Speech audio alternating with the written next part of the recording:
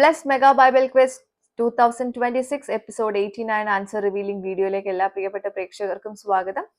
Bible portion ഒരിക്കൽ കൂടെ പറയുന്നു. 1 ദിനവൃത്താന്തം 15 മുതൽ 18 വരെ, യോഹന്നാൻ 21 അധ്യായങ്ങളിൽ നിന്നായിരുന്നു ഇന്നലെ 5 ക്വസ്റ്റ്യൻസ് ചോദിച്ചിട്ടുണ്ടായിരുന്നത്. ഇപ്പൊ ആൻസേഴ്സ് റിവീൽ ചെയ്യാണ്.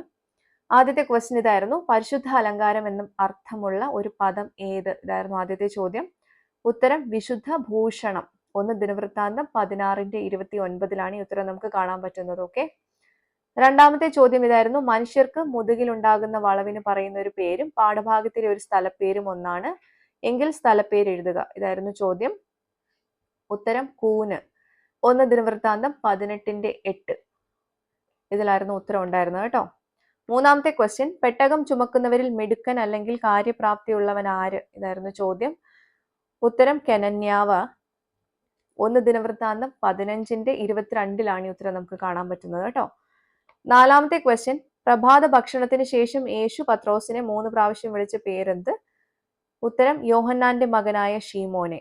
യോഹന്നാൻ 21:15, 16, 17 വാക്യങ്ങളിലാണ് ഈ ഉത്തരം നമുക്ക് കാണാൻ പറ്റുന്നത്.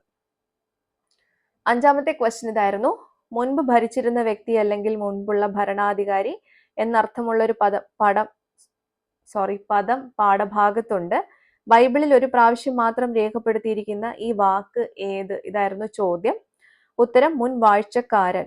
1 ദിനവൃത്താന്തം 17:13 ഈ ഉത്തരം നമുക്ക് കാണാൻ പറ്റുന്നത്. ഓക്കെ. അപ്പോൾ ആൻസേഴ്സ് എല്ലാവർക്കും ക്ലിയർ ആയിട്ടുണ്ടാവുമെന്ന് കരുതുന്നു. ശരി ഉത്തരം അയച്ചിട്ടുള്ള എല്ലാവർക്കും കൺഗ്രാറ്റുലേഷൻസ്. തെറ്റിപ്പോയിട്ടുണ്ടെങ്കിലും വിഷമിക്കേണ്ട കാര്യമില്ല. ഇനിയും ഒത്തിരി ക്വസ്റ്റ്യൻസ് നിങ്ങളെ കാത്തിരിപ്പുണ്ട്.